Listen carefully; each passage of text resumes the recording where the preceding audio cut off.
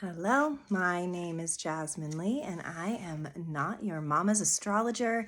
Welcome to this very full, very fiery, very spicy week. And some of us, we like the spice. We like it when it's spicy. We like it when things are dynamic and there are moving parts and there are things we can sink our teeth into, and there is strong coffee and there is bone in ribs, and we can just gnaw on the juicy parts of our life that is up.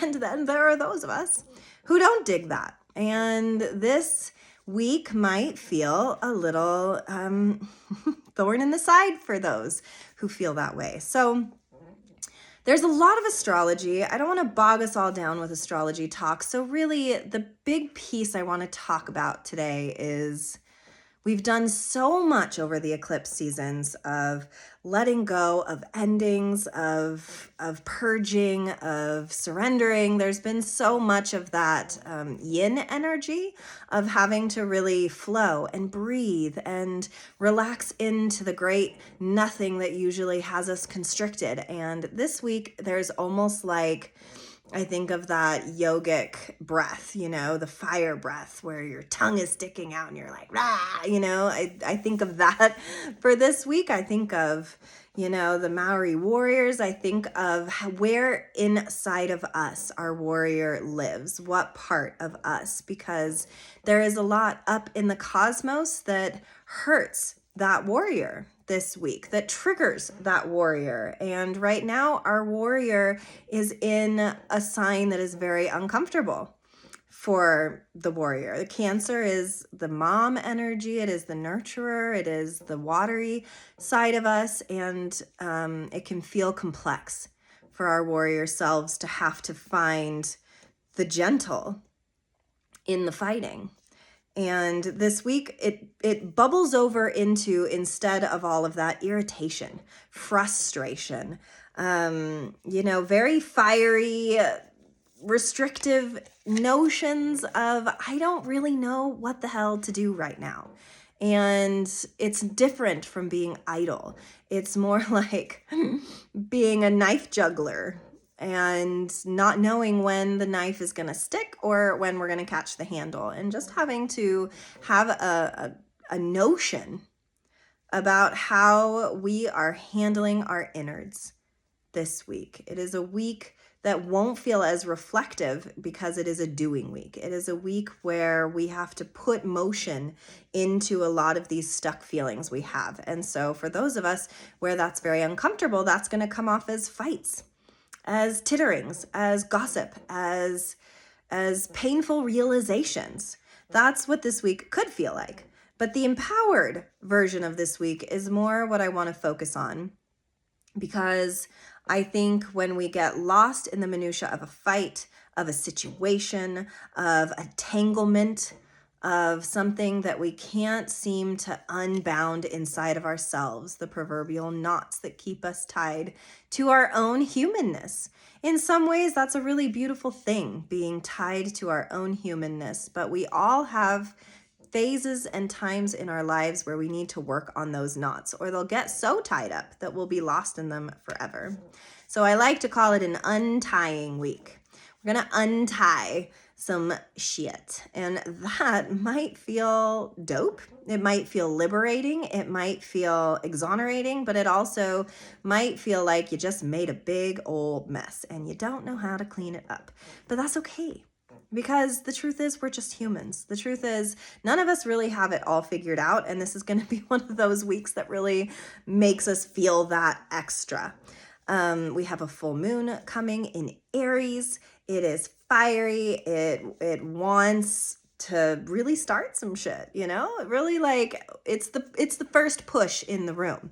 They don't end the fight, they start the fight. So how do you want to end your own fights is the notion of this week. How do you want to show up for yourself when what's kind of cool is Mars is in Cancer, which is ruled by the moon, and the moon will be in Aries, which is ruled by Mars. So they're having this really deep conversation that I kind of dig for us, because it's what happens when you are walking a mile in someone else's shoe. What happens, Mars, when you have to embody and embrace that Cancerian side of yourself? What happens, Moon, when you have to activate and initiate the dream space in a warrior kind of way? How are we suiting up for battle this week? And that could look a lot of different ways for all of us, because we all handle fiery energy different. We all embrace fire different. And so this week is going to be really different for all of us in terms of how we want to approach that. Some of us walk on fire. Some of us juggle it. Some of us blow it out of our mouths. Some of us completely internalize it until there is a sickness inside of us. There's so many ways in which fire is alive in all of us. And so my invitation to you this week is to think about, what is your relationship to fire? What is your relationship to anger? What is your relationship to doing? To getting things done, to moving your body, to having sex, to feeling into your own viscera? What are your feelings about that? How does all of that feel inside of your own individual body? And then I want you to think about how your best friend, your lover, your sister, your brother, your best friend is different from you. How do you think, embody and imbibe fire energy? And then I want you to go into this week understanding that we are all playing the same game with slightly different rules, with slightly different, I'll say, understanding of the rules, because we have all been raised in different genres, in different realities. We all view fire so different. Some of us are really afraid of our own fire. Some of us are afraid of the things that fire brings out in us. Some of us, too much fire, bro. Calm it down. Bring it down a notch. Bring it down. Bring it on down. And then some of us can go with the flow. Some of us, in that mutability that we all have access to, can relax into the wreckage of what fire sometimes brings to us. So it's kind of a big vibe this week. It's vibey for sure. And some of us are really gonna be turned on by this. Some of us are going to be very activated. Some of us are going to be working on a lot. And then some of us are going to be completely exhausted. It's going to be a tiring week. It's going to feel relentless. It's going to feel like there's so much going on that the frustration factor is going to feel so real. So leave room for yourself. What I always appreciate about astrology is that this is not a darkness. This is not a warning. This is a war cry. Every week I come to you and I tell you something, and you get to decide how you're going to embody that. But then I want you to think of me when stuff is going down. I want you to think of this conversation that I'm having with you around how you embrace the energies that are available to you right now, because that's what astrology is. It's the energy that is available to us right now. And sometimes we use that energy for good, and sometimes we use it to burn the house down. And we really have to take righteous accountability. So it's an accountability check. When we start the week knowing what astrology is on the horizon, then we have this great opportunity to say, what is my relationship with that kind of energy? What do I want to do with a more fiery, busy, crazy week? Do I want to fear it, or do I want to embrace it and really learn something about myself? Because truly, maybe you have no idea how you thrive or not under fire energy. So this is a great experimentation week. Because listen, there's a lot of dicey energy in the sky. So it's not like you can make it worse by being experimental. You can make it so much better by just being curious. The beautiful that exists inside of all of us is something that I believe this next generation needs to work up to. That instead of the fear mongering, instead of the media, instead of technology, instead of the patriarchy, instead of magazines telling us how to look, instead we can look at ourselves and go, oh my goodness, I have so much more gray hair than I did last year. Does that mean I'm uglier? Maybe to some people. Does that mean that, it's a disaster because I'm getting older? Maybe. maybe to some people, but I get the opportunity to say, look at all that gray hair that is coming on out of these roots. I must have really been through some shit. Because yes, I have. And it's really about how we're embracing our changes, how we're embracing our wrinkles, our white hair, our vulnerability, our defenses, our walls, the things that we create around ourselves to keep ourselves safe. Our fair game this week. We're a little bit in the Hunger Games this week of, the weak get picked off this week and tend to feel very helpless within this kind of energy. It is the paradigm and paradox of working with our inner victim, our martyr, our unseen self, our self that is resentful, our self that doesn't get the recognition we so very much deserve, right? We all should get a cookie, but what are we doing to get that cookie this week? Is my question, is my wondering for us all. What are we doing to deserve it? And so the other piece about this week is that not only is it a full moon, but the full moon is in the same sign as the North Node. So I want you to think back to April of last year and think about what was up, what was vibey for you back then, because these same themes are up, not in the same way because it's not an eclipse, but they're still in the same sign. They're still having the same conversation. So what are we still having a conversation about?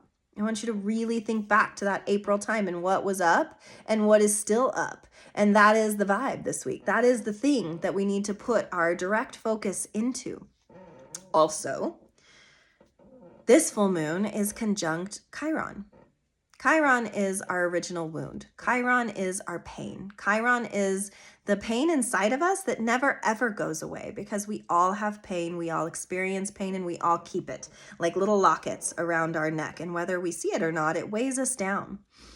And whenever there is an illumination, like a full moon, illuminating these wounds, it can feel extra painful, it can feel extra triggery, it can feel extra crappy, and there's the opportunity for it to bust the seams wide open of your perception of your wounds. There is an opportunity here to feel them in that juicy, ouchy, painful, stab yourself in the heart kind of way. If that doesn't sound fun, I get it. I know it doesn't sound that fun when I put it that way, does it? But our pain is never fun. Our pain is our deepest and kindest teacher, truly. Because if we never felt pain, then we would never be able to find threshold for joy. Because you cannot have one without the other. There is only complacency in between, There is happiness and sadness. But there's so many in-betweens that we slip around, that we are able to create normal life around, that we're able to build structures of self-defense mechanisms around so that we won't feel that deep, deep pain that exists inside of us for all of us for very different reasons, because we've all, been hurt in different ways. And yet, it's all the same. Our wounds, we all participate in them, and we all protect them, and we all defend against them. Cue the warrior in Cancer, right? Cue the moon in Aries. Mars wants to have a conversation with us this week. Mars wants us to feel self-empowered, but we cannot feel self-empowered unless we take accountability for what hurts. Unless we understand deeper what the wall is that we built around the wound in the first place. This requires so much deep digging. It's not just the obvious wounds. It's not just the divorce. It's not just the death. It's not just the money problems. It's not just the things that ache on the daily, that are very obvious, that are very easy to tell stories about. Because stories once told become fictions anyway. The wounds that I'm talking about are somewhere so much deeper than that. So much deeper than the thing that bothered you last week. So much deeper than the thing that has created, the low-grade fevers of our discontent now. This is the original wound that I'm talking about. This is the thing that created all the other things. This is the thing, the big, deep beating heart inside of us, the beast that lives in all of us that tells us we're not good enough, that tells us there's something wrong, that tells us, oh no, you can't do that. You're not worthy of that. That says, oh no, don't go there because you know how there feels. And so we don't. And so we don't explore and we try to protect ourselves and we low grade burn with this stupid fever of not doing the thing that we really want to do because there's this deep fear, because there's this deep wound, because there's this thing inside of us that maybe we don't all the way understand yet. So, no big deal. But I view this week as a really beautiful opportunity to name it, to find it in your body, to do body scans, to really, the homework this week is to really delve deep inside of yourself and don't just think about the topical problems. Think about the thing that keeps you held back from being your most truest vision of what you imagine your highest road self would look like. Ooh, that's a big ask. I know it. I don't know if we're all going to get there this week. I don't even know if I'm even going to try to get there this week, if I'm being honest, because it's a busy ass week. There's a lot of energy going on. There's a lot of other people's bullshit going on that you're going to have to contend with. People having, lower tempers. People not wanting their bedtimes. People not wanting to eat their freaking vegetables. But we have to. And so there's a lot of have to on top of what I am asking as a want to. We only understand our soul depths when we want to. Our monsters only reveal themselves when we're willing to look at them. And if you're not willing to look at them this week, then that's okay.